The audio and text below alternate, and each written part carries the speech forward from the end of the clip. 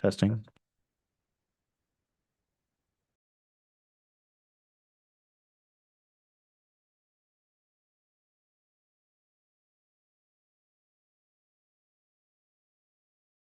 Testing.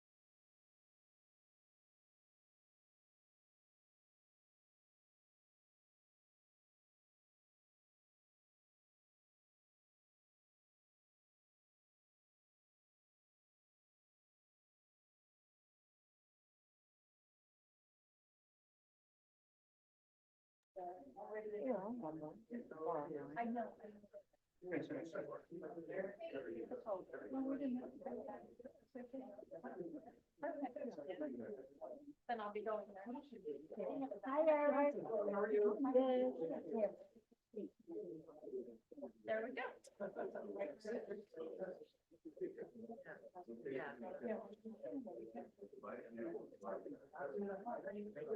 Oh,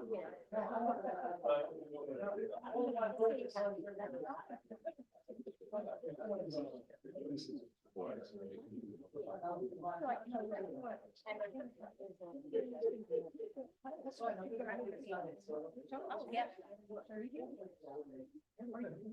Send it to me.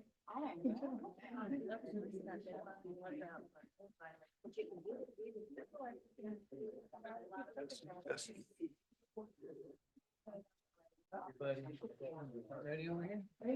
Yes, sir.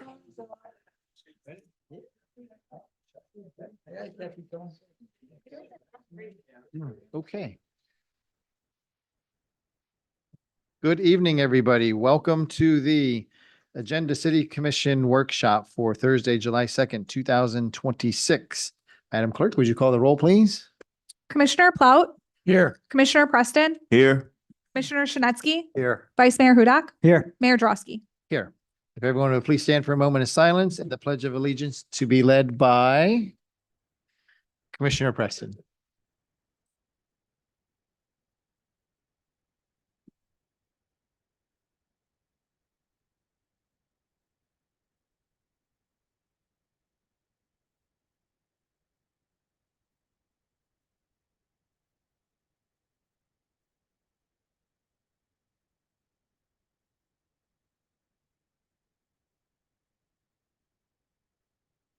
For me, please. I pledge allegiance To the flag of the United States of America and to the republic for which it stands, one nation, under God, indivisible, with liberty and justice for all. 258. I just said, everybody turn your phone to us. I did not. Madam Clerk, is our visitor on Zoom? I don't know how to do it. Not yet? Okay. We have approval of our agenda for this evening, July 2nd, 2026. Motion to approve. Second. Motion approved by Commissioner Preston, seconded by Vice Mayor Hudak. All in favor signify by saying aye. Aye. Anyone opposed? Let the record show unanimous consent. Madam Clerk. For those attending via Zoom online wishing to speak on the item, please click raise hand at the bottom under the reactions tab, and your audio will be unmuted when you are recognized by Mayor Drosky. For those attending via Zoom by telephone, please press *9 to raise your hand, and your audio will be unmuted when you are recognized by Mayor Drosky. Please make sure your audio is unmuted on your end by pressing *6. Thank you. Thank you, Madam Clerk. Want to appreciate everybody for coming out tonight. I know it was before a holiday weekend. This was not on purpose. We had limited availability for dates to do these. We have to get the language on the charter amendments, on all the charter amendments to the supervisor of elections by early August. So that was limited for the amount of times that we were able to meet in July. We have to meet twice to do this.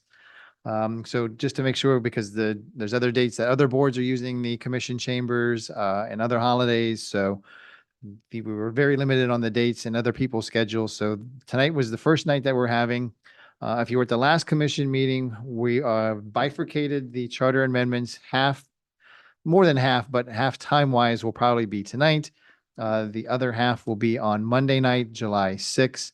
So anyone that's here or on Zoom, I just want to be very clear. Everyone is certainly welcome to participate and listen in tonight, and there's public comment at the end. But if you are here for items G, I, or J, those are going to be discussed on Monday, July 6th. So if you're here specifically and only for the Barrier Island issues, tonight, unfortunately, is not your night. But you are more than welcome to stay and listen to the other items that we're going to be talking about, which are items A, B, C, D, E, F, and H. Those are the ones that will be considered this evening. To make it fair, for for everybody, because this is a workshop. What we're trying to do tonight is just get consensus amongst the commission if these are items that we want to proceed with on the referendum in November or not. This is not an exercise in wordsmithing, so we're not going to go through and mince the wording of the particular charter amendments. That's something that we can do with the city attorney in between meetings, because July 21 will be the first meeting where we have an opportunity to vote. So the schedule will be tonight will be the first set of charter amendments, July 2nd. The second set of charter amendments will be July 6th. And then there has to be 2 readings. The first reading will be on July 21, and the second reading will be on August 4. Is that right, Madam Clerk? August 4.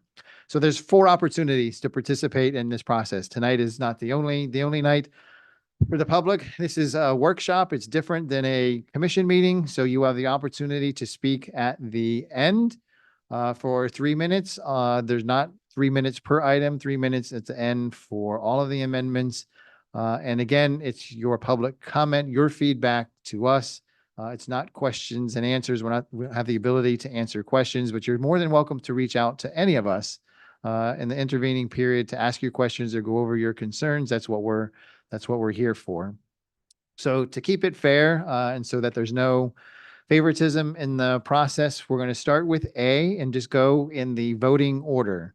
So the voting order is alphabetical, except for the 4th spot is the vice mayor, the 5th spot is the mayor. So Commissioner Plout is first in the voting order. Commissioner Preston is second. Commissioner Shanetsky is third. Vice Mayor Hudak is 4th, and I am 5th. So in that particular order, the first item, A, the first person that will have the opportunity to comment will be Commissioner Plout. So you'll be first, Commissioner Plout, for A, whether you have any objection or not. And I suspect that items A, B, and C should be pretty quick because item D, we're supposed to have the supervisor of elections on our Zoom tonight. If not, Madam Clerk, I think you have information you can provide to us. But the supervisor is supposed to be on our Zoom this evening, so I do want to get through A, B, and C rather quickly. I think they should be rather non-controversial, but again, going backwards, Commissioner Plout, you'll be first on A. Commissioner Preston, you'll be first on B. Commissioner Shanetsky, you'll be first on C. Vice Mayor Hudak, you'll be first on D. I will be first on E. Commissioner Plout, cycling back, you'll be first on F. And Commissioner Preston, you'll be first on H. And that will conclude what's on the agenda for tonight. And again, G, I, and J are not on the agenda for this evening. When we're done with our discussion for all of them tonight, then we'll open it to the public comment at the end. Is that pretty clear, everyone? Okay. So with that, we will dive into item number 1, which is discussion regarding city charter amendments and charter review board recommendations. The first recommendation, item A, is clarification and update of city charter. It comes to us with a recommended 5-0 vote from the Charter Review Board. And it states, and again, the language can be amended, but just we need to know to give staff, are we in favor or not in favor of placing this on the ballot? Item A, shall the city charter be amended for style, clarity, and consistency, along with amendments removing outdated provisions and amendments updating the charter to conform with state law provisions? Commissioner Plout, you have any objection? No, not at this time. Okay. Commissioner Preston? No. Commissioner Shanetsky? Vice Mayor Hudak? That was quick. No. I do not either. So we're all in favor of moving item A to the referendum in November. Item B, description of city corporate limits update, comes to us with a Charter Review Board recommendation of a 5-0 vote. It reads, the charter includes a lengthy and outdated legal description of the corporate limits of the city. Shall the charter be amended to replace the legal description with a map generally depicting the city's present official corporate limits, and provide that the official map of the corporate limits of the city shall be maintained by the office of the city clerk? Commissioner Preston, do you have any objection? None. Commissioner Shanetsky? No. Vice Mayor Hudak? No. I do not as well. and Commissioner Plout. No. Okay. So item B, we are all in favor of moving to referendum in November. Item number C, 2-year residency requirement for candidates for mayor or city commission comes to us with a recommended vote of 5-0 from the Charter Review Board. It reads, the city charter requires candidates for mayor to have resided continuously in the city and candidates for commissioner to have resided continuously in their qualifying district for 6 months immediately before qualifying. Shall the charter be amended to instead require 2 years of continuous residency in the city immediately before qualifying for candidates for mayor and 2 years of continuous residency in the qualifying district for commissioner candidates, except where non-residency results solely from redistricting? Commissioner Shanetsky, it's item number 3. You're first. Do you have any objection to item C? No, I don't. Next would be Vice Mayor Hudak. I gotta keep the order in my mind. I don't have a list. That's so- okay. Hudak, H-U-D. Vice No. Mayor Hudak. Okay. I do not either. Commissioner Plout No. and Commissioner Preston. No. Okay. So we unanimously agree to move item C forward for the November referendum. Now, item D comes to us with 2 options, an A and a B. Change municipal election dates to November of even numbered years and transition of commission terms. Option A reads, shall the charter be amended to change municipal elections from March of odd numbered years to November of even numbered years, beginning November 2028? Provide that no elections be held in March 2027 or March 2029, and extend current commission terms by approximately 20 months solely to preserve staggered terms with districts 1 and 2 terms ending November 2028, and the mayor and districts 3 and 4 terms ending November 2030, all future terms remaining 4 years. There's an option B.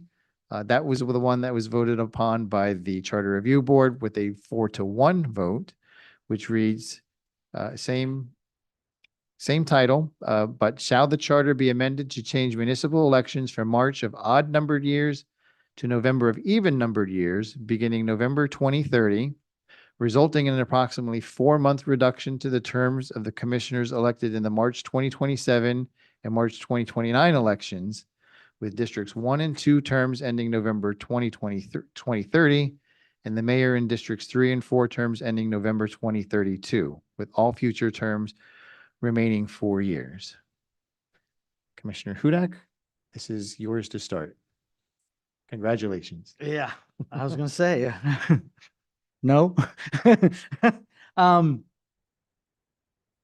So I have always been a proponent of March elections. The local elections are the most important elections to the residents. This house is the one that directly affects your lives, whether it's stormwater, whether it's who's determining police and fire, whatever the decisions that are made here directly affect the residents. And I have always been a proponent for March elections because if you put it on the November election, you're behind the president or you're behind the governor, then you're behind Congress, then you're behind so many people, and there are so many mailers that go to everybody's homes that to differentiate the local electorates from the state and the national is very, very difficult for the residents. I've always been a proponent of March elections. And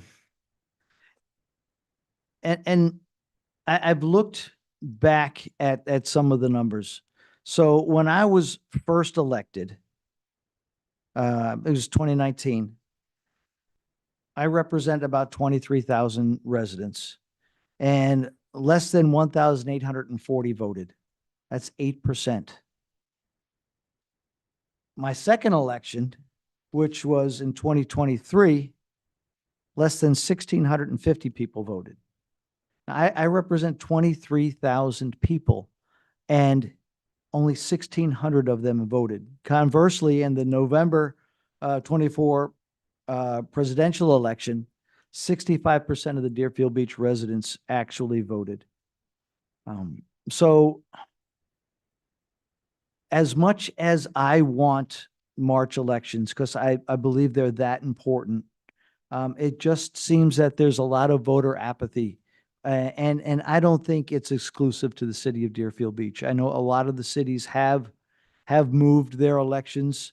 I did a little research. So our 2023 election, which was my last election, cost the city $139,000. The mayoral election cost the city $126,000. If we have November elections and it just includes mayor and commissioners, it doesn't cost the city a dime. So it's free. That $125,000 can be spent in other places. We don't know what's going to happen with property values. And, when you're talking about, a multi-million dollar budget, $125,000, $139,000 is not a large portion of it, but it's still money that can be used in other things. When we had our budget hearing, one of the things we talked about was the special events and how, listen, if you're going to put more money into one special event, you've got to take the money from another one. We're spending $683,000 on these special events and nobody's showing up. Well, here we're spending, $125,000 and $140,000 and nobody's showing up. So what do?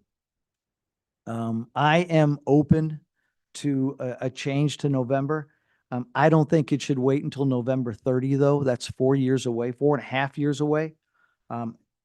If you're going to do it, do it. And so I would be a proponent to doing it in November of 2028, the option A, because I do think it's that important. And delaying it for 4.5 years, I think is ridiculous. So if you're going to do it, you do it. I'm still in favor of the March elections, but financially and looking at the voter apathy, it does make sense. And I know, my first opponent was very, very strongly for November elections, wanted to move it. He's always pounding the pavement there and pounding the podium there to move it to November. And in this instance, I've come around and I'd have to agree that I think it's time, if we're going to move it to November, this is probably be the time. So I would be a proponent for option A, to go ahead and move it effective November of 2028, as opposed to waiting until November of 30. Okay, thank you. Next in the order would be me. So I have long been a proponent of March elections. I am aware there's an additional cost for March. I'm aware that there's less people that are voting in a March election than a November election. But those that engage and vote in a March election are, hypersensitive to the issues. They're very informed. They are aware of what's happening in our city. When you have a November election, just because you have a larger electorate that is turning out doesn't mean that a larger electorate is actually voting when it comes down to the municipal election. Because if you have the president and you have the senator and you have judges and you have state representative and you have state senator and you have all the other offices, the city is last. We are at the last.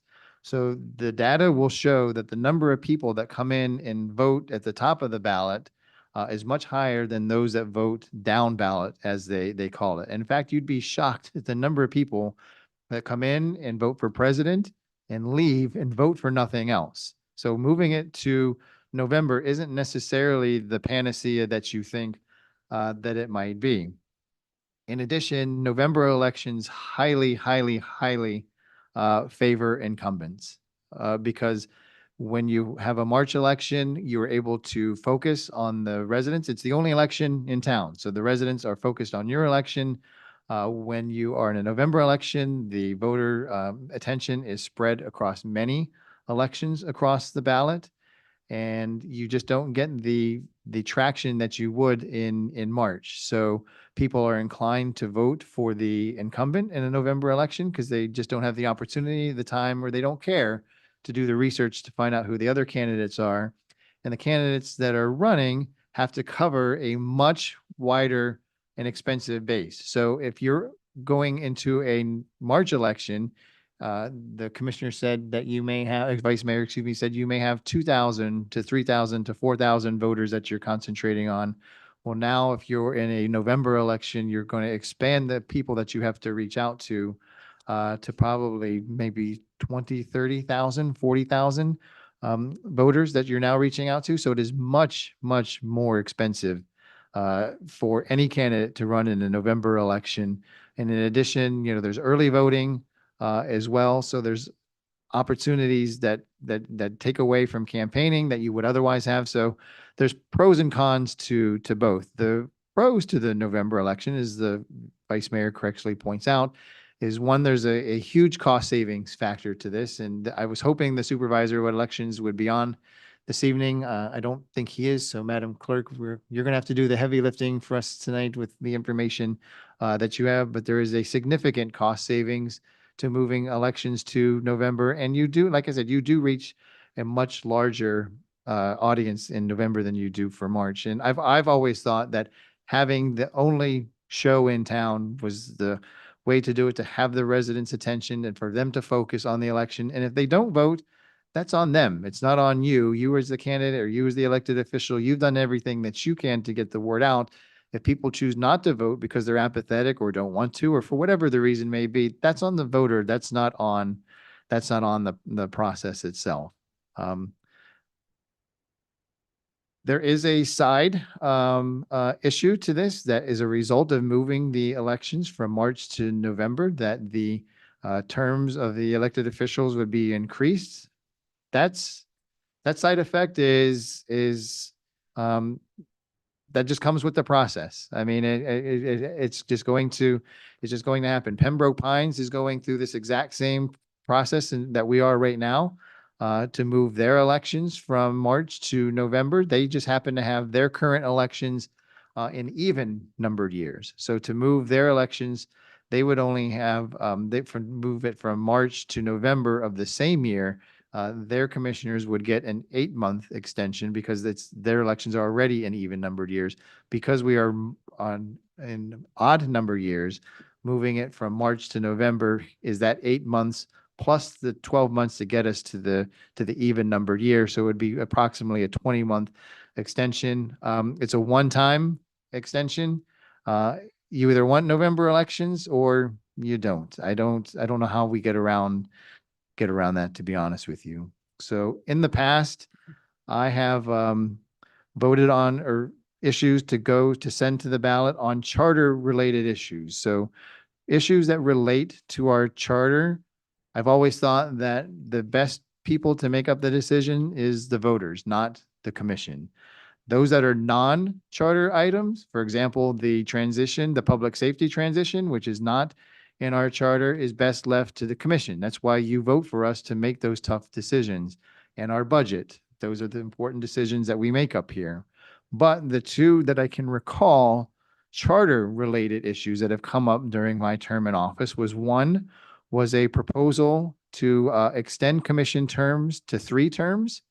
That was a couple years ago. And then there was also what we refer to as the 1045 project. That is the project for the city that sold the public land at I-95 and Southwest 10th Street for the project that is coming there. That was approved by the voters, and the 3 terms was rejected by the voters. I personally was against the 3-term proposal, but I voted for it to go on the ballot so that the voters could make their decision. The 1045 item, the sale of that property, I was for that particular item, and I likewise voted for that to go on the ballot to be decided to the voters. So now here we are with another charter-related issue to send to the voters. This one is related to elections. I, personally have long been in favor of March, but I think it's up to the voters to decide this. I was against the term limits and the voters agreed and they were for the term, the 1045 project. If the voters want November elections, then we can have November elections. But I likewise would choose option A. Option B is a non-starter for me. I mean, if you want November elections, you want November elections. I mean, this whole crazy scenario of having a March 2027 March election and a March 2029 March election only to get to a November 2030 election and everything starting in 2032. Way too convoluted, way too political. You either want the extension, either want the elections in March, or you either want the elections in November, and going is I think soon as possible is the way to go. None of this, delaying it or staggering it out. So I would be in favor of putting option A on the ballot for the reasons that I just said. And that brings us to Commissioner Plout. Thank you, Mayor. When I was running for election, that was one of the big things that I heard when I was walking around. I heard a lot about people that had a hard time with permits, but I had a lot of people talk to me about when are you guys going to change the elections to November? Almost everyone else does. I did hear that quite a bit. And I thought that a March election made our election special. But when I looked into the numbers, I found out that there was not a big participation. That was the thing that was disappointing to me. When there's an election, there should be a maximum citizen participation. We should make it easier for people to vote. And in our March election, there's no early voting. Now, there's mail-in voting, just like there is for national elections. If you order a ballot in time and you realize that you were going to do it, but you have to vote if you don't get a mail-in ballot, you have to vote on that day.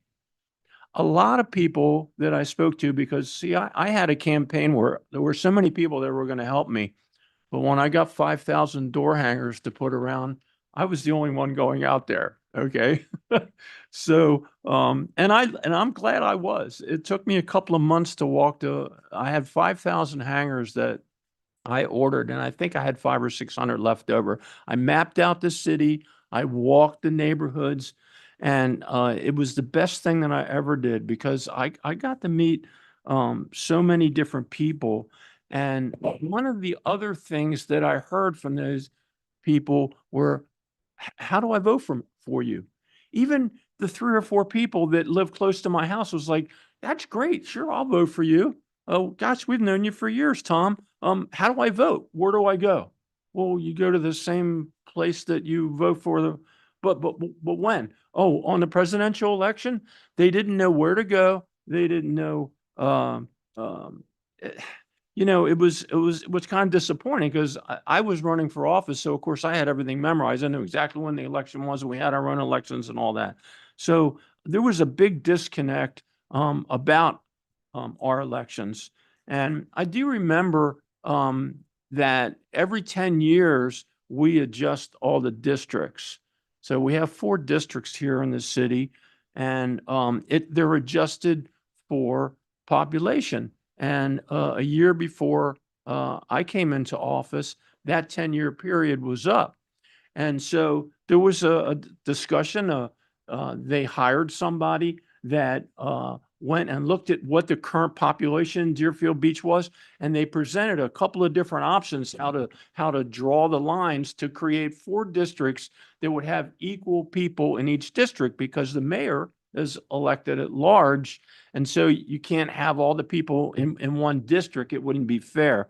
So we have 87,000 people. Let's just say 80,000. That means there's like 20,000 in each district. So then the 2025 election happened.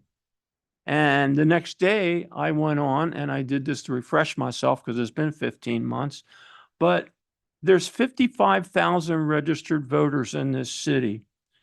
And on the mayor election of 2025, Out of the 55,000 registered people citywide, 5,469 people voted for mayor.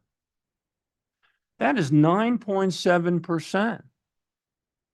That's not good.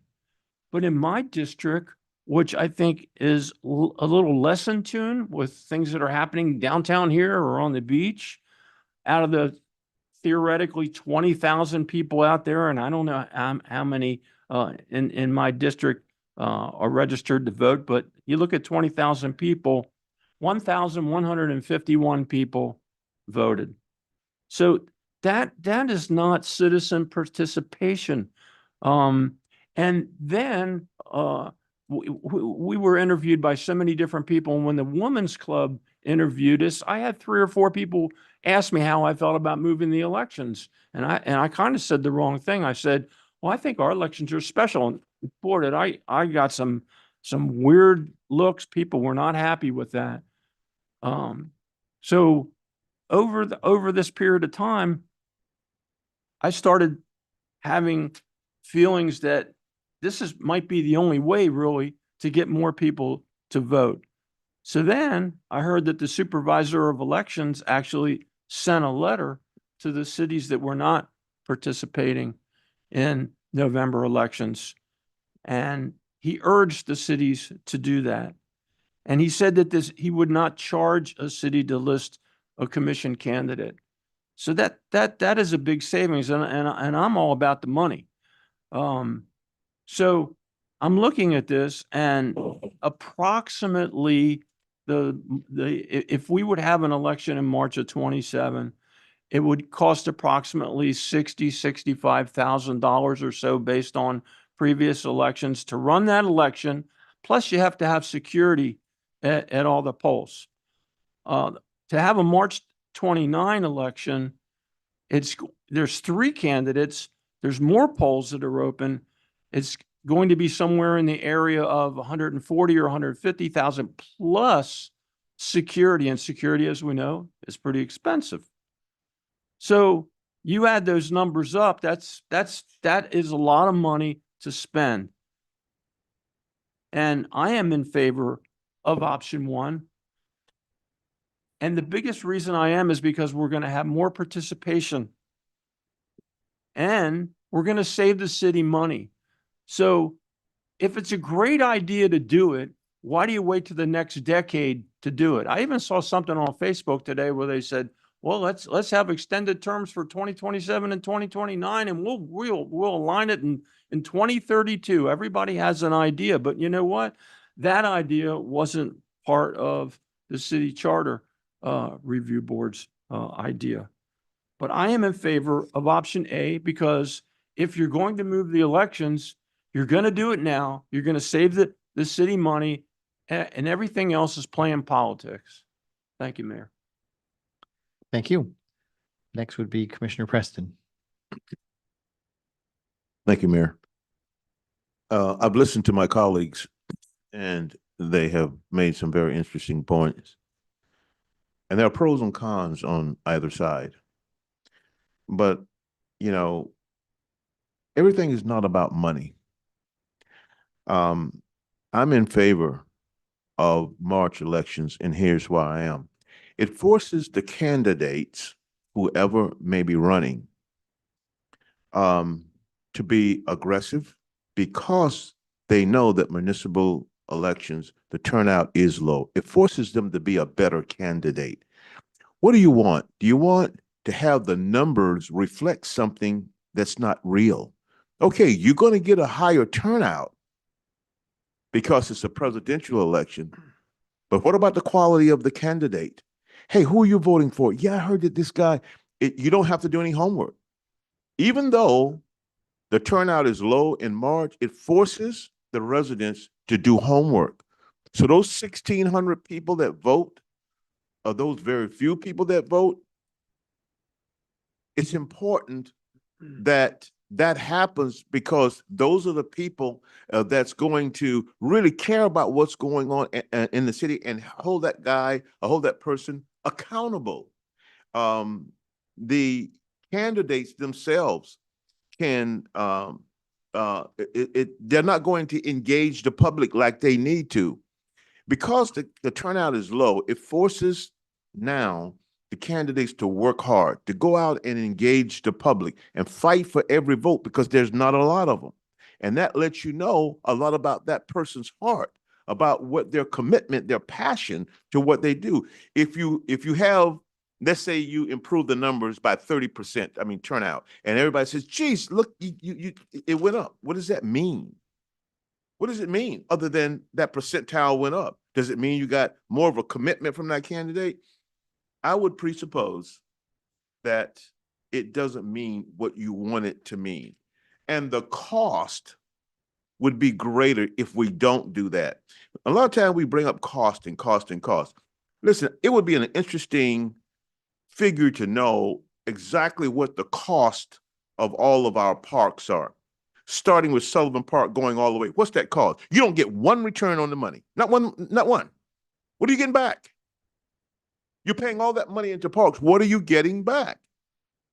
It's not all about money. We do those parks because the residents of City of Deerfield Beach deserve that. They deserve to go to a place in a good park and with their family and enjoy the moment. I say force your candidates to work for your vote. And the way you do that, even if it's 1,600 people doing it, that person knows that I gotta work because there is a constituency out there that cares. If all that you're looking for is numbers, then change it to November and you will get those numbers, but you're not gonna get a passion because now the candidate can be lazy. I'm not for November elections. I'm going to stay with March elections because of what I said. That candidate has to earn your vote. When I was running for office, I was in District 2 knocking on doors. And just like last night, you heard the rain. It started coming down and I was completely soaked. And a guy answered the door and I introduced myself and gave him my spiel. And he just looked at me. I don't think he heard a thing I said. And, you know, water just pouring off of me. He said, "You're doing this in the rain?" I said, "Yes." He says, "I'm going to vote for you because I see your passion and your commitment." Just like that.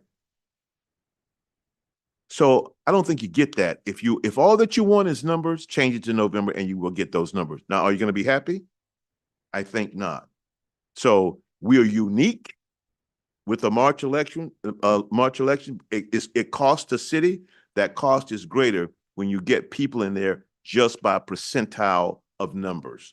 And so I'm going to go with staying with March election. And Mr. City Attorney, that would be option B, correct? That would be what I would call now option C, which is no change Okay. to the current existing charter. Okay. Option Or you C. can call it option, pick another number that's not A or B. Okay, I'm for no change then. I'm option C or whatever it turns out to be. Stay with March elections. Thank you, Mayor. Thank you, Commissioner. Commissioner Shinetsky, and then followed by Madam Clerk.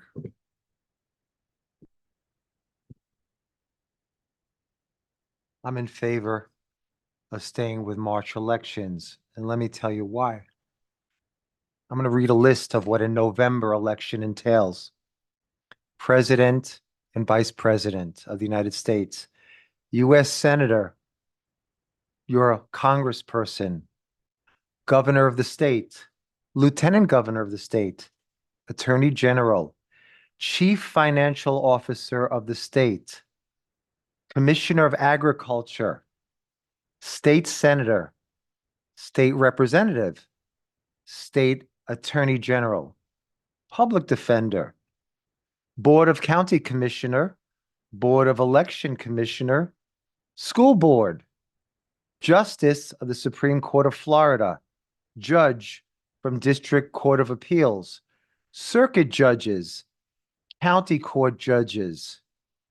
Now, look at a November election, you can have so many flyers and so many mailers hitting you. I know during the March election, I sent out 3, 4 mailers. I actually had people say, enough already. So could you imagine all these coming at you in November? And then we send out literature. By the time you get to us, you're going to be blurry. It's just common sense. You're going to be blurred. Now, I did some research also. For the election, to have a March election between the mayor and then the commissioner, it could come out to $200,000. Okay. But you know what our budget is? We just had a budget meeting 2 days ago. The city's budget is $426 million. That's almost $500 million of the city's budget. That's city money. So I feel very, very strongly that it's very, very important to spotlight who is going to be your city commissioner and who your mayor is going to be. Because a city commissioner and a mayor, we're dealing with items that will touch you directly. Everything from solid waste authority, public safety, and you've all been involved with this, the island issue, wastewater, the flooding, the sewage, public works, buildings. It's more important to be penny wise and pound foolish. So we need to be able to spotlight who's running. Now, to qualify to run for a city commission seat, it's about 200 and change. So you don't even have to get signatures. You can get signatures, or you write out a check for about 200 and change. I know, and voila, you're on the ballot for city commissioner. And I guess a little bit more, you can write it out, you're running for mayor.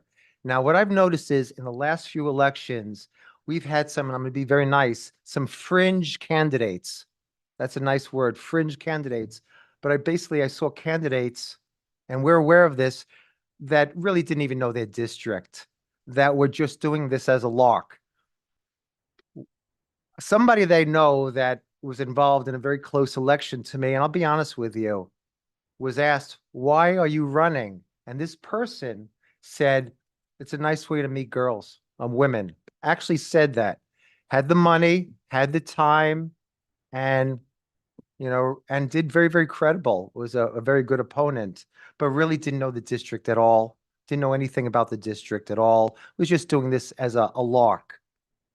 I think it's very, very important to spotlight who our city commissioners are and who our mayor is. I have 3 phones. They're always on me. So I'm a direct conduit to District 3, constituents, Century Village, Discovery Point, Crystal Lake. They can call me up or text me any time of the day, and they do, and I answer. Now I want to ask you a question. Have you ever seen the President of the United States? Have you ever seen the governor in person? Have you ever seen the Attorney General? Who's a chief financial officer? Who's a commissioner of agriculture? My state senator? Have any of you really ever seen your state senator? Your congressperson, you see him maybe once in a while, right? State attorney, public defender. Who's the public defender? Who's your Broward County commissioner? Who's running for school board? Do you know any of the people that are running for justice, and they're running this November and this August, for justice, Supreme Court judges, or do you know any of these people? So I think it's very, very important to spotlight the people that are up on this dais, because we have a direct connection to you. And not only do we have a direct connection to you, but if you have a federal problem or you have a state problem, you contact us and we could help you. I know in Century Village, I helped with the congressperson to make a veterans mental health counselor to come to Century Village. I had to work with my congressperson because there was a need for it. With the state, I work very closely with our state representative in District 98. So any problems, we work together. It's very important to have somebody that's hands-on. And a lot of times I have people with problems that, I had one person call me up in Century Village and said, they went to the movie theater in Century Village and they got lice. Could I do anything about it? So, but they came to me and I gave some old mother's wives' tales, whatever, remedies, but they come to us. So it's very important to know who's up here. A lot of people here, I guess, have HOAs or condo boards. You want to know exactly who's on your HOA or condo board, because you want to know what they're like, because they're going to be directly affecting you. So if you have somebody on your HOA or condo board that may want to, paint a house with purple polka dots, you need to know what their mindset is. So I think it's very important by having a March election and spotlighting, you could hopefully filter away those quote fringe candidates. So I think it's very, very important to keep it in March. And I want to bring up something else. We're going to be putting in, we've had this in the last few sessions, we're going to be putting in digital signs. We're going to also be putting in Deerfield Beach welcome signs. And I've been stressing, put when the next municipal election is. It's up to us to make people aware of when the elections are. Welcome Deerfield Beach. The next election is March 17th. It's up to us to sprout it. In December and January, every single commission meeting, I'm going to say there's an election coming March something to make people aware of it. I think this is very, very important. So I think leave it the way it is, because the bottom line, you don't want quantity, you want quality. One other thing, at the charter revision meetings, and I went to the one where they discussed this, one of the people on the dais said, you know what, Pompano Beach switched from March to November. And Lamar Fisher said, you know what, I deeply regret that, because what it does, it dilutes. So don't dilute your representation here. I think it's important to be able to spotlight and really know who's running, who's going to be controlling these important issues. So my view is keep it in March. It's a good investment. I think it's worth that $200,000 investment on a $426 million budget that directly affects every single one of our lives. So my view is keep it in March. One other thing, option A, to extend it 6 years. And the last election in 23, it was for a 4-year election to force it on the voters and say, hey, it should be 6-year term. That's not right, So this is the way I feel. Thank you, Commissioner. Madam Clerk. I mean, you guys have pretty much covered it. If anybody has any questions. Do you just have the raw data for us? Well, what raw data do you want? I have the revised election costs. I have the fees. Yes, You want all all of it. that? Okay. Just for the public, you're just presenting facts. You're not editorializing. Okay. So for the March 2027 election, the proposed cost would be $63,000 approximately. For March 2029, it would be citywide. It would be $150,000 approximately. These numbers are based on the past election, which was March 2025. So it's the number of registered voters that were registered to vote for that election. So that number was 44,956. So those figures are based on those registered voters. Come November of this year, the Supervisor of Elections Office did revise the calculation for the election. So if we were to move to November and only had candidates on the ballot, there would be no charge to the city. If we did have one or more ballot questions, we would be charged 75 cents per registered voter. And if we had additional ballot pages, we would be charged a surplus fee of 15 cents per registered voter. And a ballot page is considered front and back. For a standalone election, it would be $2.90 per registered voter. And then if we did have an additional ballot page, it would be 15 cents per registered voter. And I do just want to point out that in November, there obviously is the option of early voting, which we would not be charged for. They are offering a fee to have early voting in March, but it would be $2.90 per registered voter for each day of early voting.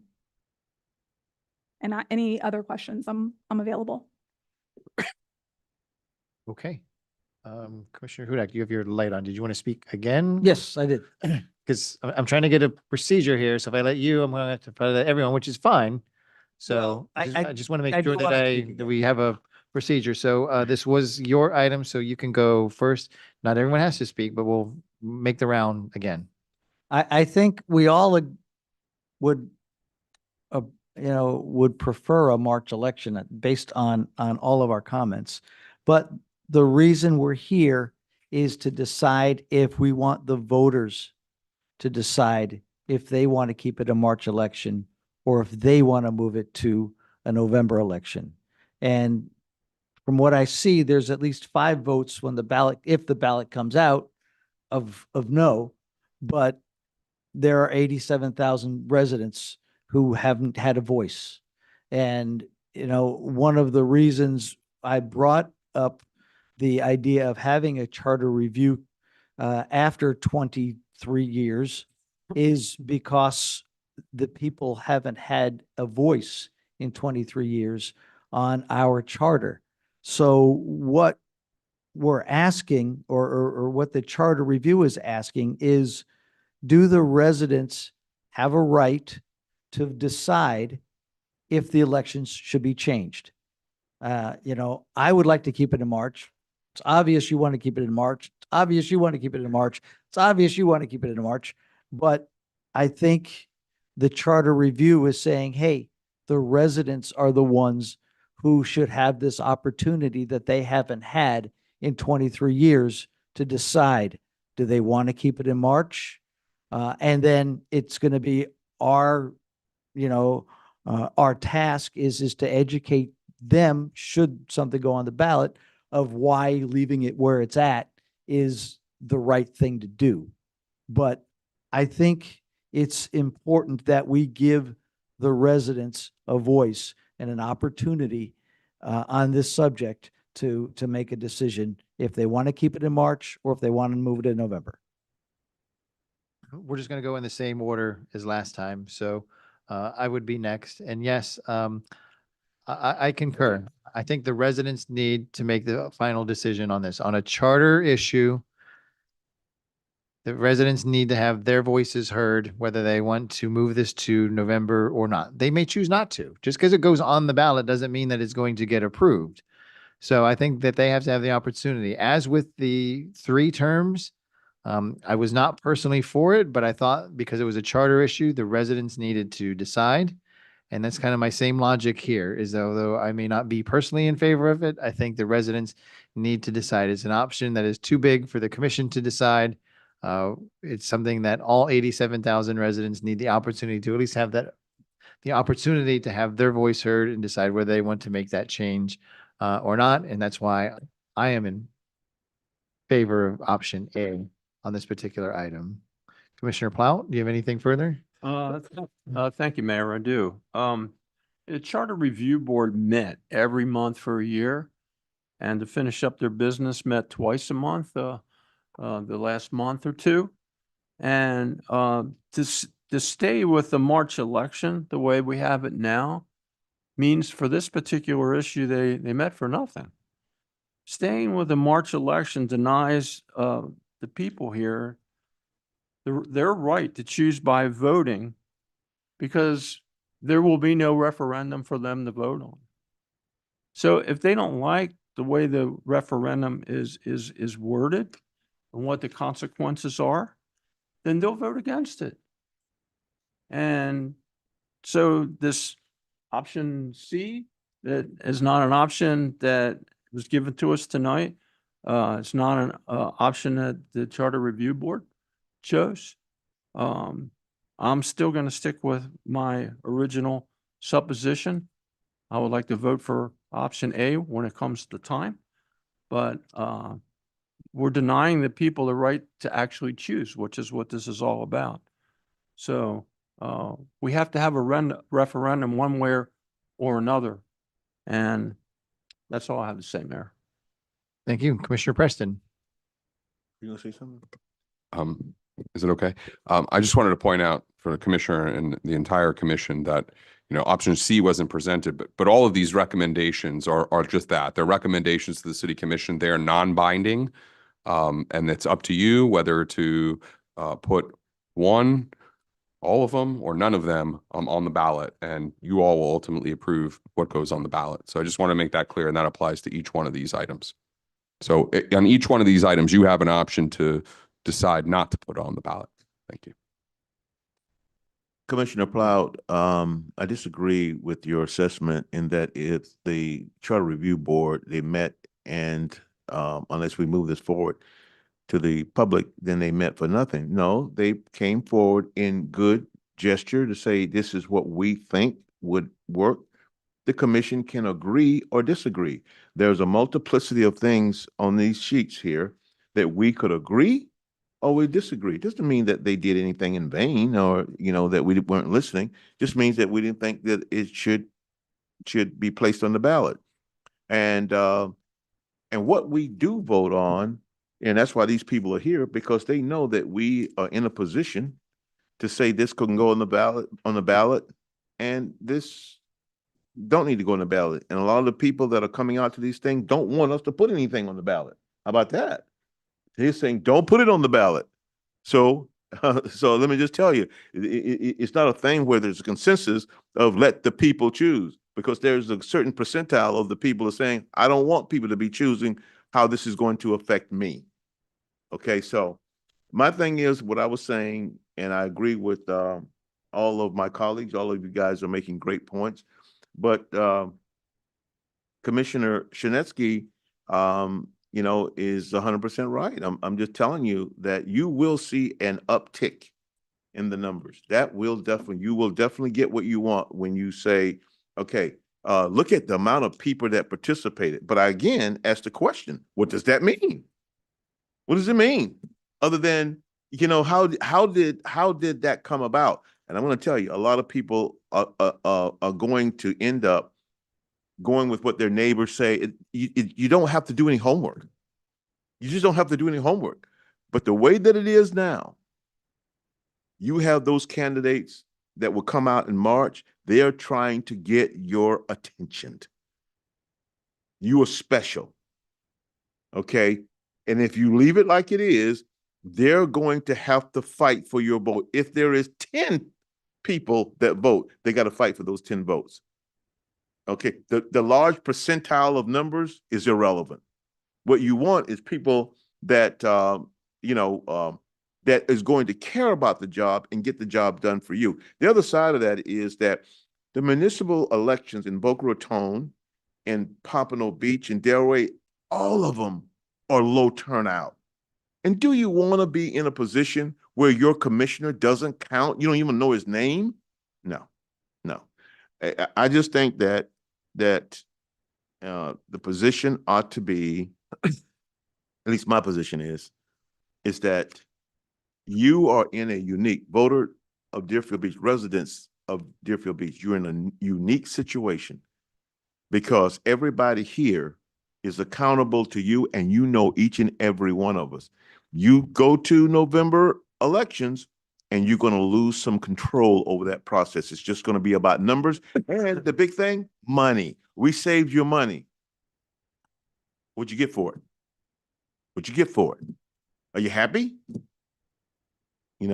I just think that you need to, you have the attention right now. We're small. This is a small town. Okay. You talk about November participation would be low.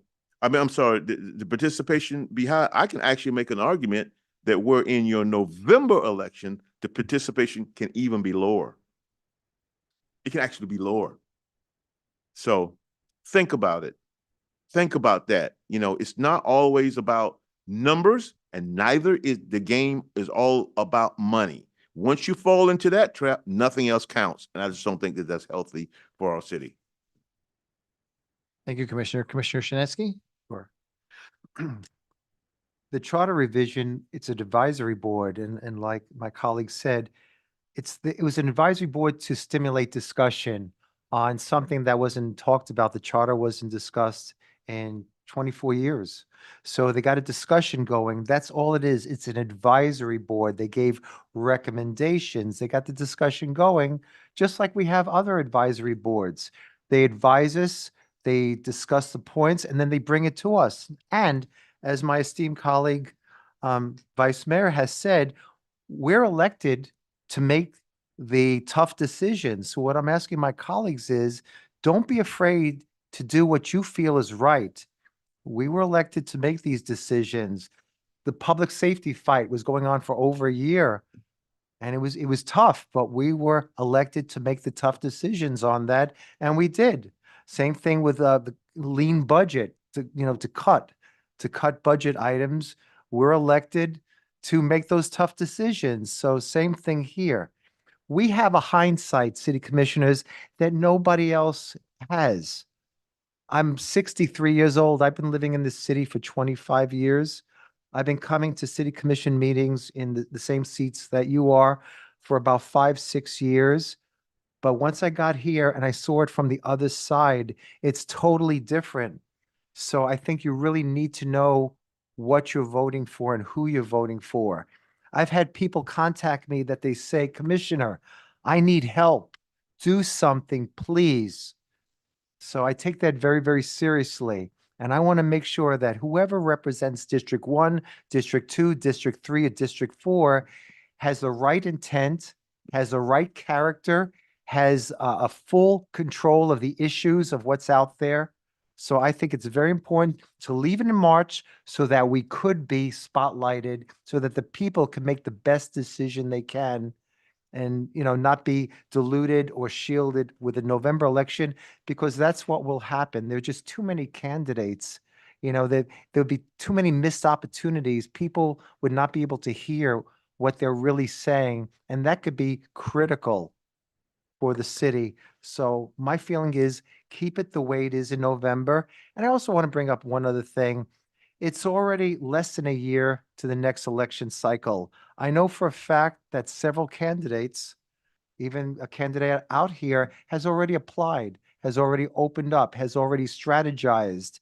So to not have a March of 27 election is not fair. So my feeling is option A, and I think we should I'm sorry, option C. I apologize. I'm sorry. My A, Bs, and Cs. I'm sorry. Option C, keep it the way it is, March election. Let us be spotlighted. I feel very strongly about that.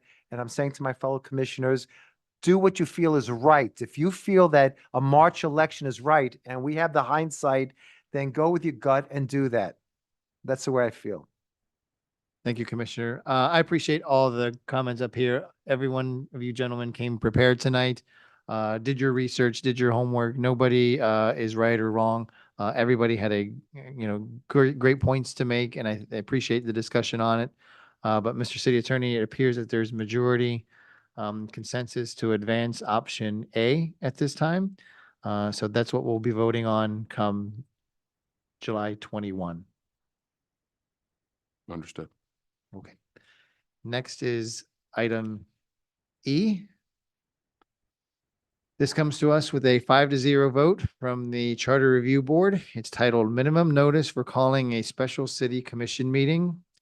It reads, shall the charter be amended to require at least 12 hours notice instead of the 6 hours currently required before a special commission meeting may be held, with notice given to the commission, city manager, city clerk, city attorney, and the public. Item E in the order is me. I'm first. My opinion on this one is that this should not go on the ballot at all. I think the 6-hour requirement that we have now is more than sufficient, because if you're calling a special city meeting, you're calling it for a reason. That means that there's probably extraordinary business of the city that needs to be done, and extending the time from 6 to 12 hours probably only impedes the business that you're trying to accomplish. If we're in a hurricane or natural disaster and you now have to wait an additional 6 hours to hold a meeting when something is pressing and pending and life safety may be an issue, I don't think that's reasonable to do so. And the original charter amendment, when it went in for 6 hours, the technology has vastly improved since then. So now the notice that we're giving, you have Facebook, you have the internet, you have text messaging, you have all kinds of social media options that are out there. So word spreads much faster now than it did when it went in, when this originally went into place. So I think this actually hurts the city. I don't think it helps the city. I understand that you want to try and give additional time for residents to make a meeting, but if we need to actually have a special meeting and there is life safety issues that need to be acted upon by this day, is that we need to do so sooner rather than later. So I would not be in favor of E at all going on to the ballot for November. Next in order would be Commissioner Plout. I'm also not in favor of E being a referendum ballot issue. Commissioner Preston. I concur. I just think for all the points that you basically made, Mayor, are appropriate and pertinent. Thank you, Commissioner Shinetsky. I think it's important to have a 12-hour notice. I think as much notice as possible because, people get wrapped up in their lives. I think if there's an important emergency that people need to know about this, we need to give them as much time as possible. So I'm in favor of requiring at least 12 hours notice before a special commission meeting may be held. A lot of times I hear, I just found out about it. I wasn't able to get a babysitter. I just found out about it. I wasn't able to get off from work. So I think it's very, very important to give as much notice as possible for these public meetings. Thank you. Vice Mayor Hudak. Like the mayor said, there's Zoom. You could always go on Zoom. If you don't have a babysitter, you can go on Zoom. Has this, as Mr. City Attorney, has this been a challenge for us at any point in time? So I've been working with the city since 2017. I've been your city attorney proudly since 2019. I can't recall a time that we've held a commission meeting with less than 48 hours notice. So I think this is really here. And I would always recommend that a minimum of 48 hours notice. I don't know if the clerk has different history, but that's my recollection. We've never had to, luckily yet, institute a meeting with this limited notice. And I don't think we would do so unless it was truly an emergency. I mean, unless you've got something, then I don't think we need to move on it at all. Okay, so Mr. City Attorney, item E, there's consensus not to advance that to the November ballot. Next is item F, City Manager Residency Requirement. This comes to us from the Charter Review Board with a recommendation of a 4-to-1 vote in favor. It reads, the charter currently authorizes the City Commission to approve the city manager residing outside the city. Shall the charter be amended to require future city managers to reside within the city or within 10 miles of the city limits within 6 months of appointment and to continue to reside within the city or within 10 miles of the city limits thereafter? Commissioner, we go back to the very top of the order for tonight, and that's you, Commissioner Plout. Thank you, Mayor. I am not in favor of having this as a referendum on the ballot. We're only a 16 square mile area. When I saw how many folks that we had looked at, first of all, the last time I was not in office when the last time we decided on the city manager, but I was attending the meetings and I saw that we spent a lot of money for an outside person to look. And if I remember the numbers right, they received about 96 applications from all over the country. And the person that we hired to review those narrowed it down to 12. And the city commission, with that in their backup package, narrowed it down to 6. And I just don't see this as being something that we want to force people to do. Besides Zoom, people need to be here in person. Right now, the city charter says that the city manager needs to live in the city, but that could be waived by a majority vote of the commission. Is that right, sir? It's not the exact language, but that effectively, yes. Right, because I'm not an attorney, that's why. Okay, but I think it gives the city the ability to look everywhere for someone and not force that person to live here. But I think that whatever commission is looking at a city manager is going to not let them work from some ridiculous remote location and whatnot, somebody that's close by, they'll be able to make that decision. So I'm happy with the way the rules are in the charter right now, and I yield my time, Mayor. Thank you. Commissioner Preston, you're next, please.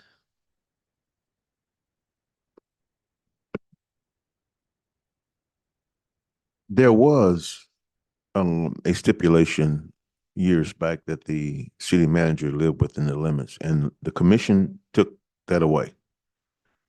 And I disagreed with that, and I actually tried to bring it back. The commission said no. So now we have ourselves in a situation where we're saying, should the city manager be close? And my colleague just said that you would depend on those that would be in charge of that to not let him be ridiculously, somewhere away. But what does that really mean? How close do you want the city manager? And is it relevant that the city manager be close to the city? I think he should be. But I don't want to keep messing with this because I brought it up again after it was taken away. And the commission said, no, leave it like it is. So, to put this stipulation in here that he is within 10 miles of the city limit. And let me just ask you a question, Mr. City Attorney. This would be for anybody after our present city manager. Is that correct? Yes, based on the recommendation of the Charter Review Board, it would apply to future city managers. You have an existing city manager who has a current contract that does not require him to live in the city. Okay. And, I don't want to limit anybody's ability to do a good job. The whole premise upon a person living in the city, for me anyway, is that whatever money that you're paying that city manager, that helps the economy in Deerfield Beach. And when you don't have that, that means the money that the residents is paying the city manager is helping the city of Pompano Beach or Delray or wherever he lives. But on the other hand, that city manager, if he's doing like presently, our city manager is doing a great job and he does not live in the city. So it's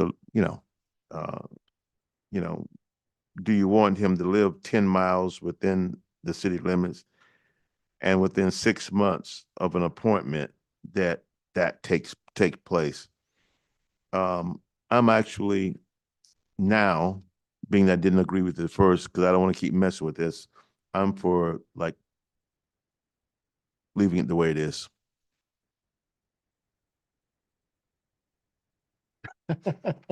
Option C, again.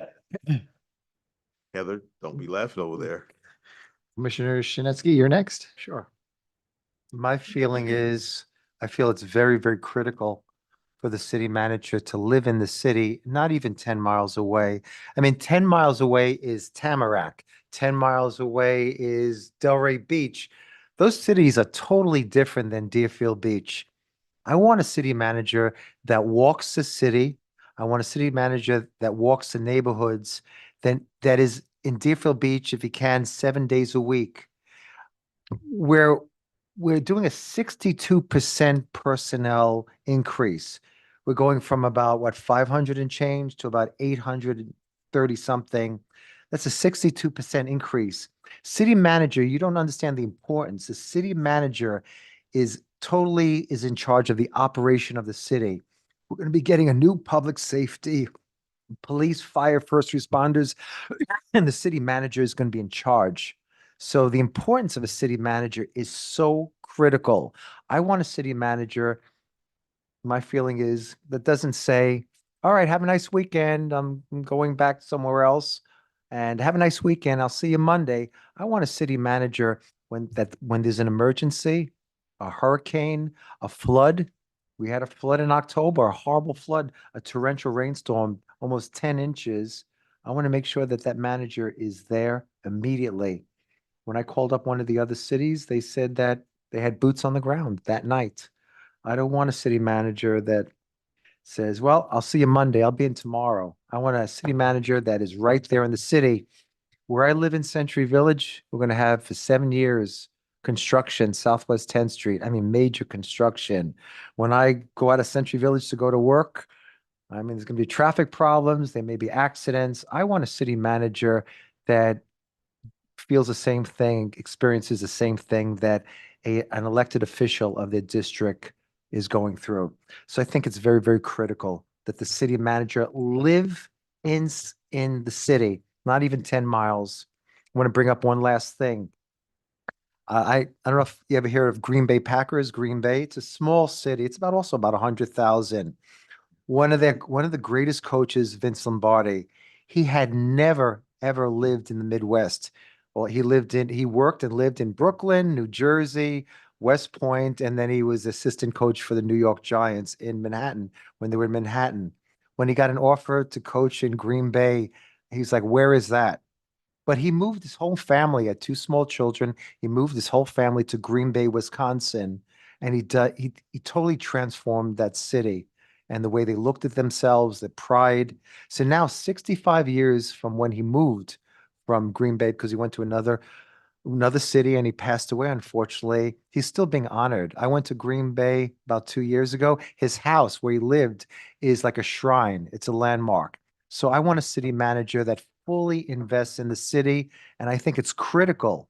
And I think the citizens of Deerfield Beach deserve to have a city manager that lives in the city, that experiences the same thing they're going through on a daily basis. So if that's what, keep it the same thing that we have in the city charter, I'm in favor of that, not moving this. And again, these are recommendations that were given to us by the city charter revision. They're not law, they're just discussion. I feel it's important that he should live in the city, not even 10 miles away. Thank you, Commissioner Vice Mayor Hudak. You're up. Thank you. If you have a city manager that is eat and skate, he's not going to be a city manager for very long. He's got 5 bosses who live and breathe in this city, and he'll be out of a job very, very soon. If I don't want to limit the talent pool. When I started looking for jobs early in my career, I'd pull out the Sun Sentinel and I'd look for what jobs were available. And I knew my competition was anybody who got the Sun Sentinel. Those are the individuals who I was in competition with to get a job. Nowadays, I'm in competition with everybody across the planet Earth because of, LinkedIn, because of ZipRecruiter, because of all of the other opportunities that are available worldwide. And the ability to communicate worldwide that wasn't available in 1965, wasn't available in 1985, wasn't available in 2005. We've got so much more technology to go across the United States, look for a candidate, and that candidate happens to live in Boynton Beach, which is 15 miles away. And to say, well, you've got to sell the house that you and your wife live in, and you have to move to Deerfield Beach in order to take this job. Homes are not cheap anymore. I bought my home in 2001 for $150,000. My next door neighbor sold his house for $700,000. To expect somebody to uproot their family for a $230,000 a year job to purchase a $700,000 job so that he and his family can live here and take this job is not realistic. I know your comments weren't with regards to our current city manager because he lives and breathes Deerfield Beach and he's always here. And it's for future people, but that's our job. No matter who, it's the commission's job. No matter who is hired as a city manager, if they're not holding their weight, if they're eat and skate, sorry, I'll see you over the weekend. Like I said, then it's our failure for A, hiring that person with that personality, and B, tolerating that personality and that work ethic. So I do not think that this needs to be in the charter. Sorry for the long diatribe, but I don't really think that we really need this. Thank you, Vice Mayor. Next is myself. I likewise do not think item F should be put on the ballot for a lot of the similar reasons as my colleagues have stated, but what is the logic behind this requirement? The logic behind requiring the city manager to reside in the city is basically to force the city manager to know your city, to know what's going on in it. And if he doesn't, I suspect that he's not going to be around very long. He's going to be fired. That he needs to, if he doesn't know what's happening in the city that he's getting a paycheck from, then he will be fired. And it's more than a paycheck, is that you need to be part of the fabric and the community and the culture that is part of the city that you are in, whether you live there or not. Let's take, for example, the last 2 city manager recruitments that we had. There was a total of 93 candidates for city manager for the city of Deerfield Beach. How many of those 93 candidates lived in the city of Deerfield Beach? 0. 0 of 93. That's a pretty poor percentage. So essentially, by doing this, for some of the reasons that have been stated already, is that you're going to limit the talent pool for those around us. So anyone who currently lives in South Florida would have to pick up and uproot and move to Deerfield Beach. And with prices the way that they are, and with inflation and everything else going the way it is, they can just stay where they are. They could stay with this. They're probably a city manager or a staff where in the city that they're already in. So it's unlikely that you're going to get that person to move without making a significant additional investment into them.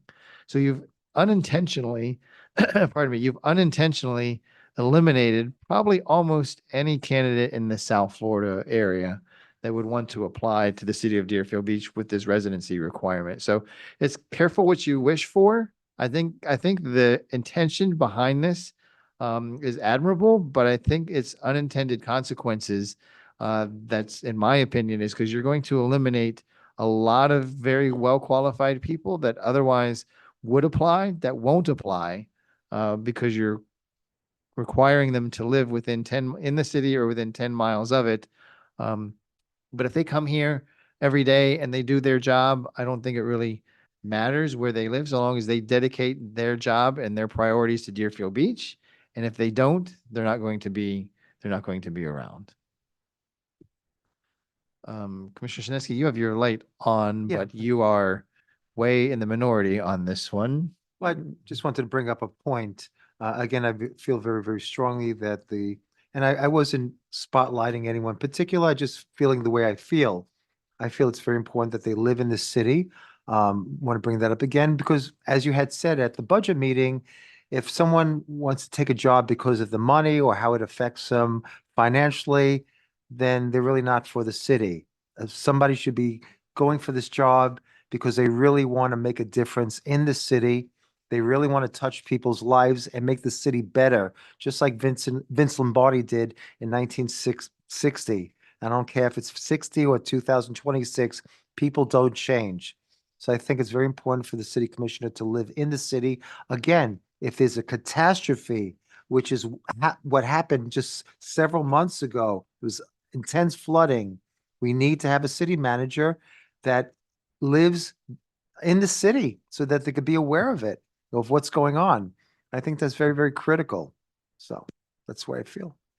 Thank you, Commissioner. Mr. City Attorney, I think you have consensus not to advance item F to the November ballot.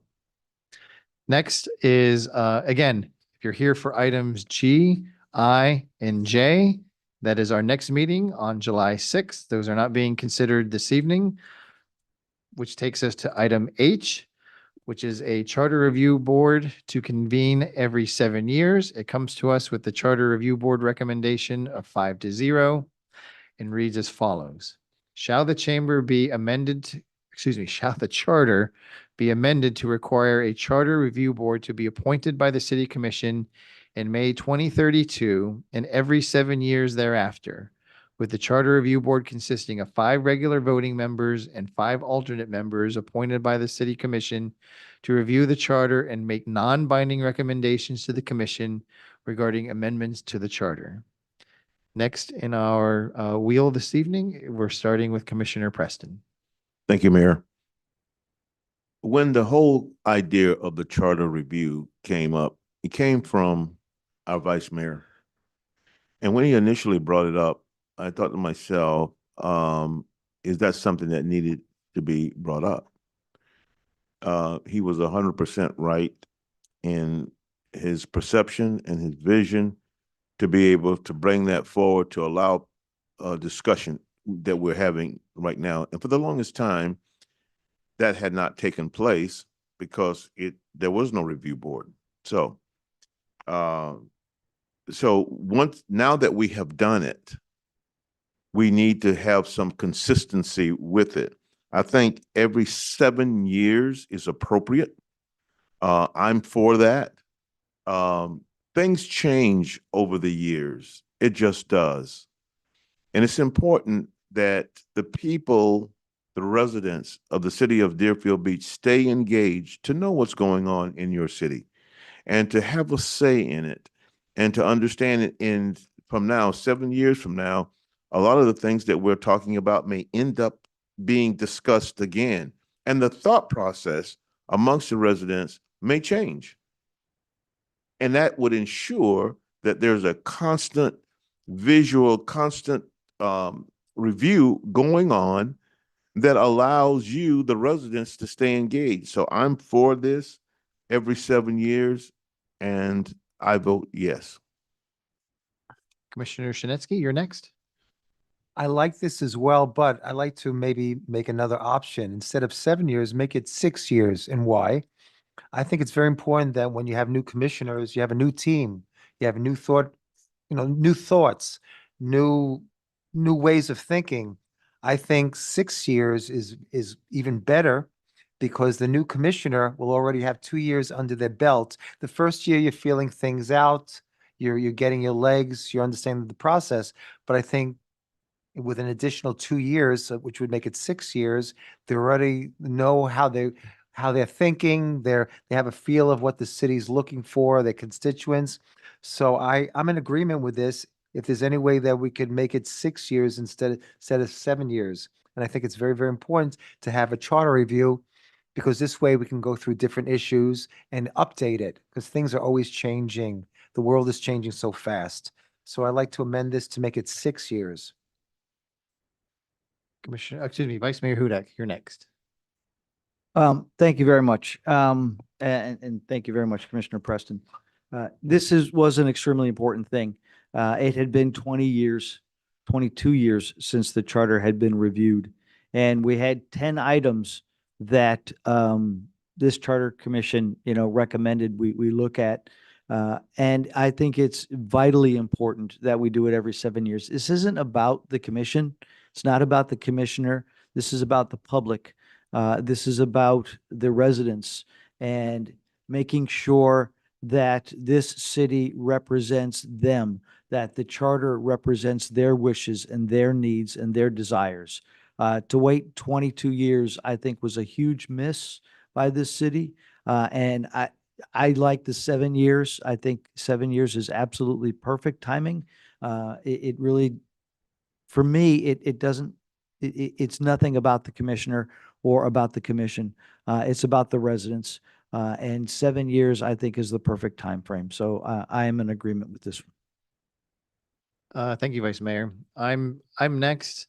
I can count, but I would have been in favor of not putting this in the on the referendum because the reason is that you're requiring every 7 years review. But what happens if if something comes up next year that needs to be reviewed, or what happens if something doesn't happen and you need 15 years in between? You never know what's going to happen. So to require a mandatory 7-year review seems a little arbitrary. To me, the commission can review the charter anytime that it wants to.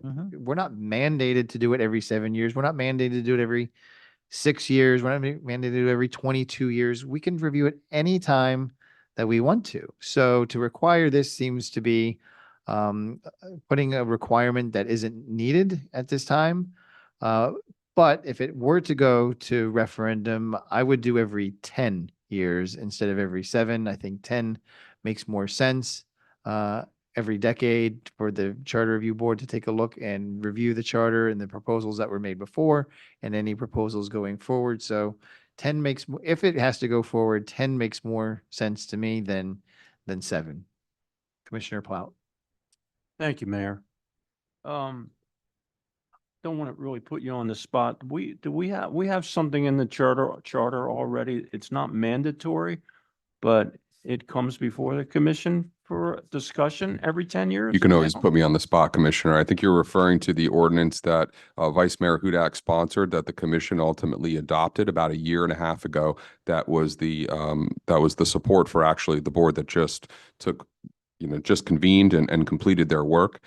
That ordinance requires that every 10 years, an item be placed on a city commission agenda for discussion to discuss whether or not a charter review board should be convened again. It does not require the commission to convene that board. And as been stated earlier, the commission could convene a charter review board in 5 years if it so wanted without any changes. Does that answer your question? Yes, it does. Okay, thank you. Well, being the last to vote, I already lost, but I think that the commission can do it any time that they want to. I don't want in the end to have an endless amount of referendums on the ballot. I've heard people say tonight it's already too complicated to put something on November because there's too many things. So I like to keep it simple. If we would put it on there, I do have to agree with the mayor that I think 10 years is sufficient. If there's something glaring in the charter that just jumps off the page that doesn't apply to what's going on right now, I think anybody can bring it up at any time and change it. They Yeah. have that kind of power. That's what the commission's about. Thank you. Thank you. So it appears, do you want to speak again, Commissioner Preston? So let's just do the order so we don't, oh, you are first actually, so never mind, go ahead. I just want to just say that Commissioner Shinesky makes a good point in the 6. I can see it from that point of view. But Mayor, you also make a great point, and as just method of deduction, I just think it would be more appropriate for a 10-year period. And I would be amenable to doing that. Although I see it from your point of view, Commissioner Shinesky, but I think not to give things time, I would be in favor of amending it to a 10-year period. So Mr. City Attorney, I think you have consensus to advance item H to the November ballot. And there's also consensus for 10, to change it to 10. You have 3 in favor of 10 instead of 7. Okay. So advance it to November's ballot, item H, but with a 10-year Okay. requirement. And just for clarification, I'm going to put it in the ordinance for you all to vote on it. And if you vote on it, it would go on the November ballot. Right. I mean, we're going to get another shot at this on July 21 and August 4. So this is not the end of it. This is just a workshop. We're just fleshing out ideas and Understood. we're going to vote come July 21. Move it forward into the ordinance, but include a every 10-year provision. Correct. That's the Understood. consensus tonight. Yes. And if you're here for item I, that likewise will be on July 6th. Item J, that likewise will be on July 6th. That takes us to the end of the ballot questions that we have here, but Vice Mayor Hudak has his light on. Thank you. I do want to bring forth an item that was not a recommendation from the Charter Review Committee for discussion. You know, over the past year, the city has transitioned from BSO. We're in the process of the transitioning from BSO to our own police and fire. And it's a huge undertaking. We've hired numerous individuals. We've spent millions of dollars. to make sure that this transition is right. And every step along the way, this commission has voted, 4/5 to move forward. And I think it's important that in our charter, we have something that basically states that we require a supermajority of the commission if the city in the future wants to outsource or change directions in any significant way, police or fire. I just think it's that important that it shouldn't just be a majority. Looking at all of the lives that are being affected, to have a simple majority making this huge decision, I think, makes it very, very, it doesn't bring it to the level that it needs to be. This is a huge decision. This was a huge decision. And to just leave it as a simple majority, as opposed to a supermajority, I think just opens up a big can of worms that can adversely affect a lot of people. And also cost the city, a lot of money. We've already spent tens of millions of dollars in this transition. And I don't want a future commission to just make a quick decision. I think it needs to be a very serious decision and a very thoughtful decision. And our previous decisions have been a supermajority. And I think we should require that due to the enormity of this transition. So I'd like to hear my colleagues' opinion on that. So before we move on, Vice Mayor, you're proposing, for all intents and purposes, a new K? What would be an item K? Yeah, it would be That's item in? K. And it would require a supermajority vote by the commission for law enforcement and/or fire provider changes. Okay, so let's just continue like we did before, if it's okay. So the last item was Commissioner Preston. So just to be fair, just to keep the procedure that it has been all night, that means that Commissioner Shanetsky would be the first to speak, followed by you again, Vice Mayor. I mean, Okay. you brought it up, then myself, Commissioner Plowton, Commissioner Preston. All So right, Commissioner Shanetsky, sure. you get first crack. Thank you very much. I totally disagree with my colleague. I think if anything, the public needs to be involved with this. Just like we brought it to a charter revision, we discussed all these important issues. I think we could always convene another charter revision and we can discuss that issue as well. I think to try to rush something, and that's what I'm worried about, and I see a trend there to rush something. And I feel that's very, very wrong. It divides the city. I think discussion needs to be made on this. And for a commission member to try to rush something as important as this, I'm totally disagreement of that. And in canvassing and talking to people, they don't like it either. There was a lot of anger and disagreement when it was rushed about the transition, a lot, even now. So I don't think this is something that should be rushed. And I take offense that, again, it's trying to rush something that's very, very important. I think the people need to discuss this. We could always do another charter revision. Do not rush it. Let's not make another mistake on this. Pompano Beach, I want to bring out. They had a 142-page transitional study, came out in February. They're still discussing it. It's a huge decision, and that's just for police. They're still discussing it. I think something like this also needs a lot of time. Please don't rush it again. That's the way I feel. Thank you. I'm Vice Mayor, not- it's your turn. So I Yeah, guess I'm you not- use this opportunity as to rebut or say whatever you want. It's your turn. I don't understand what we're rushing. All I'm proposing is that if there is going to be any change, there is a supermajority as opposed to as opposed to a simple majority. So I'm not sure what the rushing part is. It's just a matter of elevating this decision to a higher level and making it a lot harder. Actually, making it harder to make any changes. So I'm not sure what the rush part is. I'll be.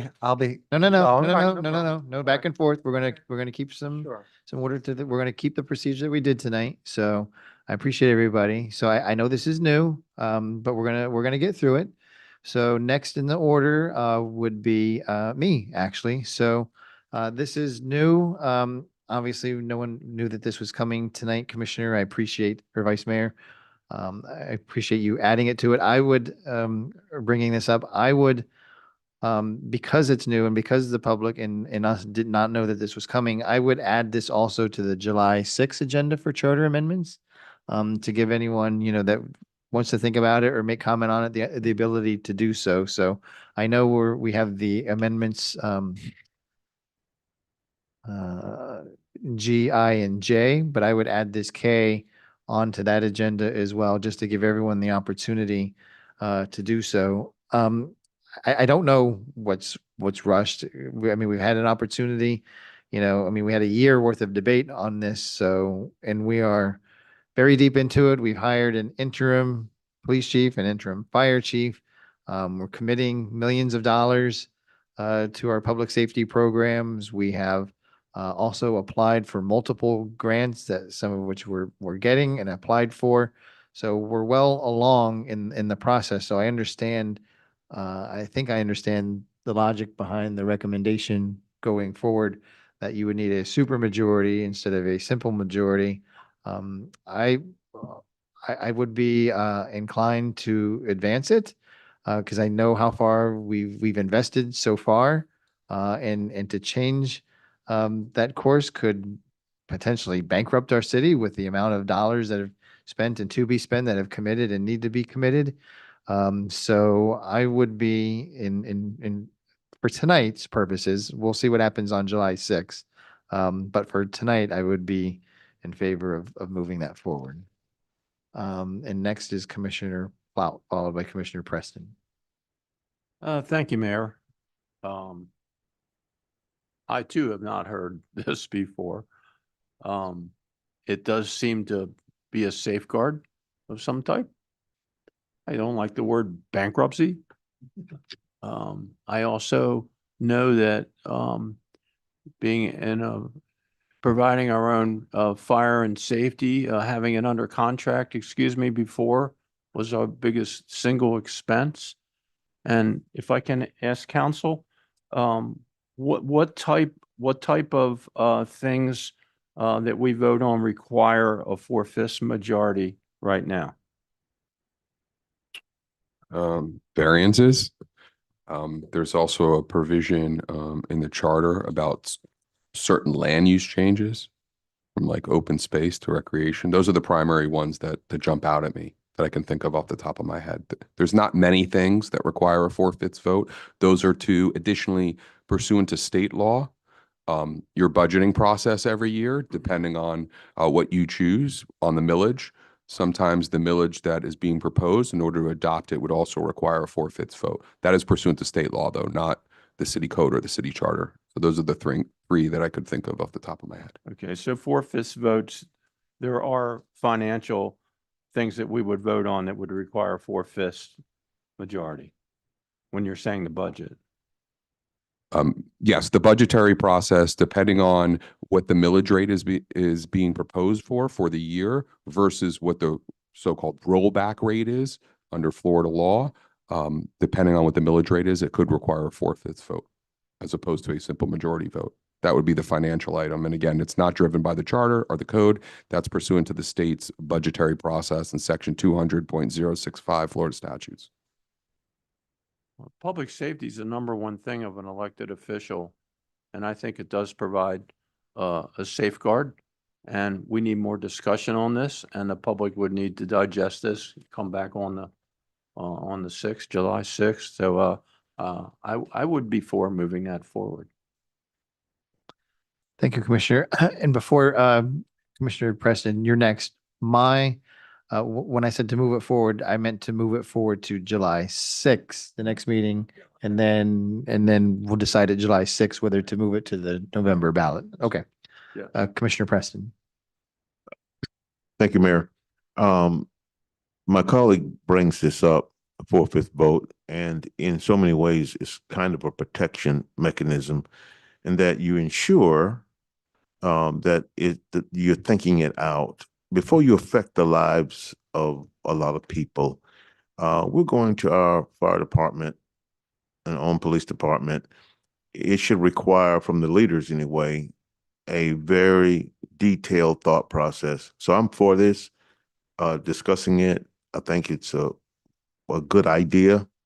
You know that the dais have to think about this. You got to think about this because you're going to affect people's lives in a huge manner, and it can't be a 3-2 vote. It's got to be a supermajority, and I think that gives it also some measure of credibility as well. The public will say they thought it out, and you have that supermajority as opposed to a simple majority. So I think it should be carried forward for discussion. And I would say to the public, those of you that are here now, tell your friends, your neighbors that this did come up, and that it's going to be discussed again, and they are able to weigh in. So thank you, Mayor. Thank you. And good point. You'd made some points that I hadn't even thought about yet. So thank you very much, Commissioner Preston. Commissioner Snetsky, have your light on, and you're also at the top of the wheel. So Sure. go ahead. All right, with staggered terms, we get 2 new commissioners every election cycle. By doing this with the supermajority, it handicaps them. And with the 2 new commissioners, they're representing the quote silent majority. It's not fair to the voters. I mean, I think basically, let's be realistic here. There's political implications about this. I don't think it was really brought up as just it's the right thing to do. I think there are political implications. That's the way I feel. I think it puts the new commission members at a distinct disadvantage. I think it's hard enough when you have a 3-2 majority, the debate that goes into it, the sweat that goes into it. So and my question is, what other cities do that?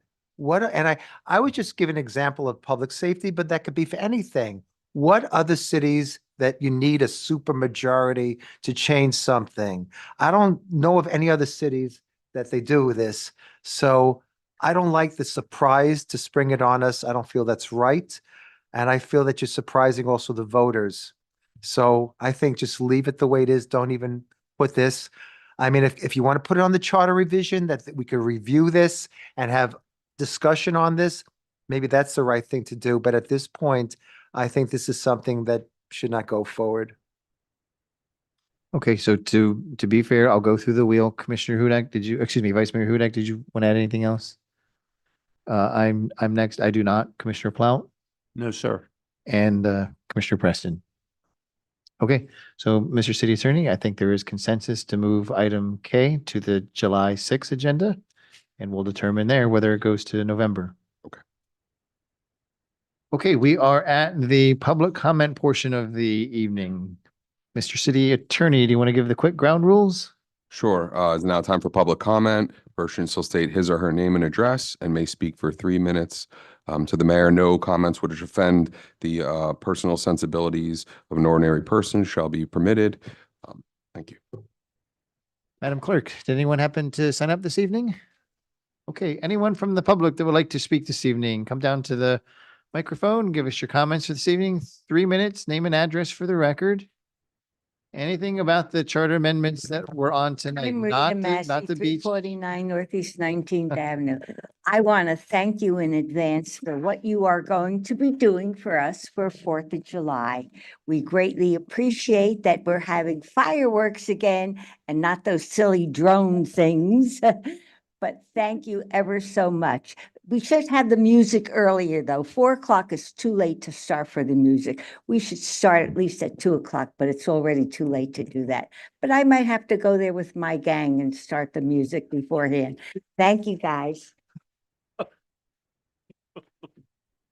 Come on down. It was not, but it's okay. Name and address for the Good record, evening. sir. My name's Thank you. Larry Koch. I live at 1105 Little Harbor Drive. And I'd just like to speak to you a little bit about item D, the change in election timing, the discussion you had. I found it interesting. Each and every one of you made really good, eloquent arguments about why a separate March election is a good thing to do in terms of getting the public to focus on local matters. But then three of you decided to support option A, if I understand correctly, because A, there's a significant cost involved in having a separate election, and B, there's a low voter turnout. Voter apathy is a problem. You also talked a bit about how that might not be solved at all by putting the local election down the national election ballot at the bottom of the ballot. You rightfully talked about, you may get a higher voter turnout, but you don't know, I don't think anybody quoted statistics about how many people are voting for local items in a national election. So, and then finally a couple of you said it's important to allow voters to decide. Well, you're obviously allowing the same apathetic voters and the same lower voter turnout to decide this matter when, as somebody properly pointed out, it's you gentlemen who are elected to make these tough decisions. It's why we voted for you. That's why you're in the positions you're in. So I would just say, I would ask you to think hard about what you're doing here when you make this, put this on the ballot, the November ballot. My personal view is aligned with you. I would leave the March elections the way they are, and I would focus my attention on voter apathy and what should the city do to help make local voters more aware of the issues that they are facing and help them understand that their voice really does matter and that you want to hear it. So thank you. Thank you, Mr. Koch. Anyone else inside the commission chamber like to speak tonight? Mr. Chansey, ladies always first. Yeah, right. You are right. Ladies are first. I'm sorry. No, age before beauty.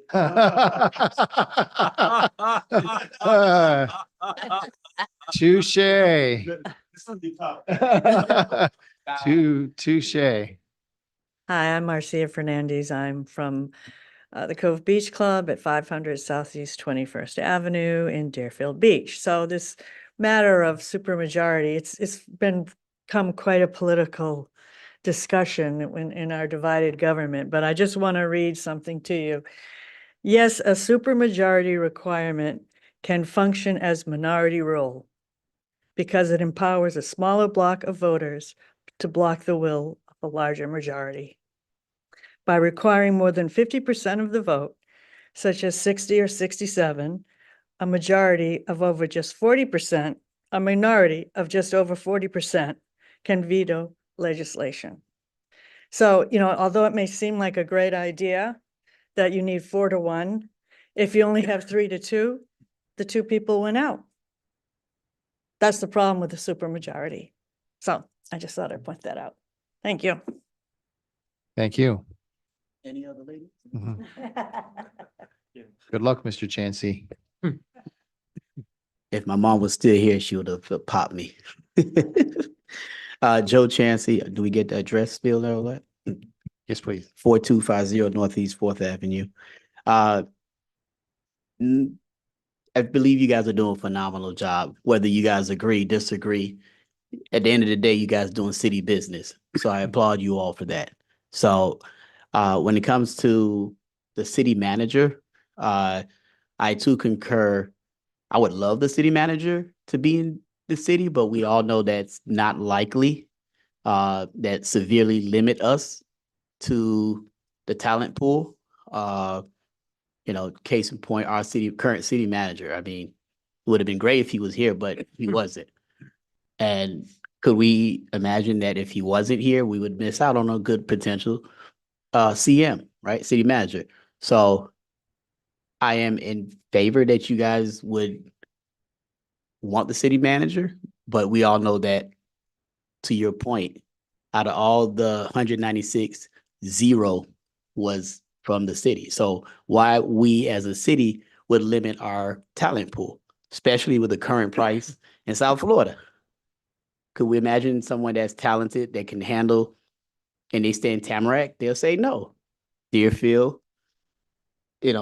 is just as pricey as the surrounding cities. So I am in favor of you all being able to have the ability to have the city manager come from elsewhere. Obviously, it's a simple thing. If it was coming from the middle of Wisconsin, then that's a different story. That's an easy story. But if they're a neighboring city, how can we expect them to uproot, and not to mention the financial implication that goes behind it?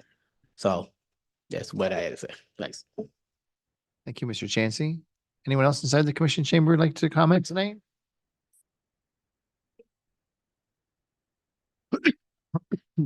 Come on down, ma'am. Mr. Estrada is yielding the aisle to you. Mr. Estrada, you'll be next. No, I'll do it the other way. Beauty for age. Joyce Ropke from 500 21st Avenue, CB Beach Club. Okay, I have a question. I don't know much about the Board of Elections. I did work on it years ago. But is it possible, since you have about 14 different referendums, is it possible to do them separately? In other words, do the referendums in March and let the November election, which has to go on, let it go on without all of that. Because I know when I go in, if I know about one, I'll vote on it. But I don't read a list of all of those things, and I wouldn't even know who is running that department or this department. It's because it's not crucial to me. But I would ask the Board of Elections or whoever's in charge of doing this, is it possible with a city this size to separate that out? That's my question. Okay, thank Thank you very, you. thank you. Mr. Estrada, your turn.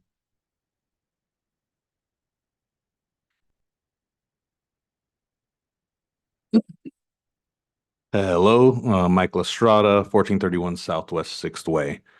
So first, I'd like to speak on the proposed changes to the city's election schedule. Personally, my preference is to keep our municipal elections in March. Local elections should be about local issues, and I think they deserve their own spotlight rather than competing with the presidential, congressional, and other state elections that you mentioned for voters' attention. I agree with Commissioner Preston and Commissioner Shinesky's position of keeping the election as is. I don't view that as a third option. I view that as the default. The charter already provides for March elections. Before deciding between two ways to change it, I think the commission should first determine whether there is sufficient reason to propose changing it at all. And I don't believe that's been established well enough tonight. That said, if this question ultimately does go before the voters and they decide they want November elections, I respect it. But if we're going to make the change, I strongly believe option B is the better path, albeit needing clearer language to let residents know they also have the option to keep it as is. The reason is simple.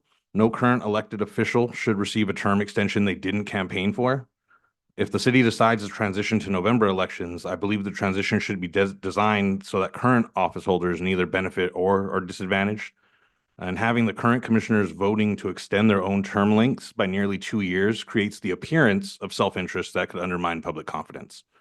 Option B allows voters to continue choosing their representatives on the existing schedule, and the only compromise is commissioners elected during that transition would knowingly run for a one-time shortened term.